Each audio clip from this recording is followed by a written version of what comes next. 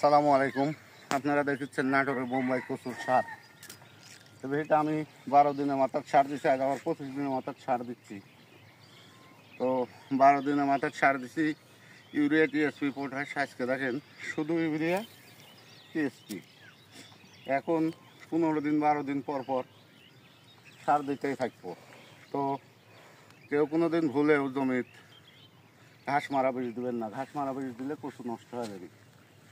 এই কচুটা দেখছেন আমার 1 মাস বয়স হয়েছে, এই কচুটা 25 দিন বয়স হয়েছে। তো এই যে সার দিচ্ছি, অনেকে জিজ্ঞেস করেন ভাই সার কী পাইলে দেওয়া লাগবে। সার ভাই ছিটায় দিলেই হবে, ধানের জমির যে পালে ছিটায় দেন। আর জমিটা এই জমিটা আমরা শুকাইছি, পানি দিছি। আপনারাও জমি সবাই শুকায় দেবেন, শুকায় দিয়ে পানি দিয়ে তার পরবর্তীতে গান আবার সার দেবেন। আসসালামু আলাইকুম।